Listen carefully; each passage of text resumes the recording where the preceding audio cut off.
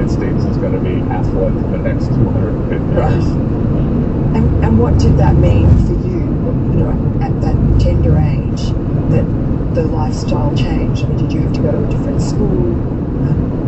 Yeah, I mean, it's all those things. I think my golf game would probably be much better if I'd been golfing instead of working. But again, it also taught me incredible independence, incredible self-sufficiency, and it also, you're never afraid of anything. Anything's possible. Right. The worst has happened. One of the worst things has happened. Yeah. My first job in New York, I think some people might have thought it would have been beneath them, but I took it because it was a great chance to be a stock market analyst. It was also the who in the firm said, "Oh, you can sleep on the sofa at the office." Oh, really? It was great. It was great. I had a great place to live in Manhattan at age 19. Yeah. Let's talk about your career. You wanted to be a journalist, I think, at one point. But well, this is journalist, computer scientist. I couldn't figure out which one. And me too, by the way. Really? Yeah.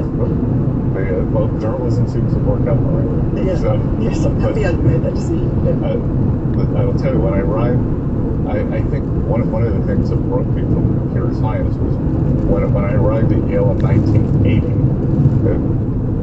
Maybe some of your older viewers and listeners can remember what punch cards were. Yes, right. And so Yale had just switched from punch cards, the university computing system, to screens and keyboards. And the transition was a disaster. I mean, worse than anything I've seen at the IRS here. Wow, which was just hard. bad. It was bad, and it just broke me. And yeah, I'm not doing this. And then, again.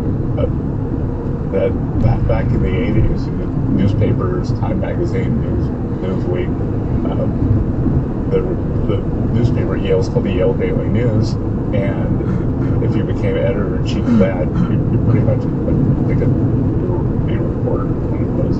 And I ran for it, lost, kind of pouted for 3 months, and then picked myself up, did this internship in New York, and it turned out that investing suited me because it was a combination of quantitative and the computer side, and then journalism. Investing, a lot of it's really telling a story. Right. So putting those two together. Researching, creating a narrative. Researching, creating a narrative. Is there a story here? Is there not? Being willing, I'm sure you've done tons of research. There's nothing here. Right. Or put it on the shelf, bring it back. And so it was great, to me, it was a great combination of qualitative and quantitative. And my sister always says, you're really lucky because what you love doing, and for up until I took a position here at Treasury, I was doing it 15, 20 hours a day. What you love doing pays well. Right, yes, that's right. But you'd probably be doing it if it didn't. Yeah. Do you have, I asked President Trump about he had musical aptitude, and his mother, everyone was surprised, I got him to learn the flute. Do you have any sort of creative outlets? I love architecture and all of that. So again, this is why I'm fascinated by this building.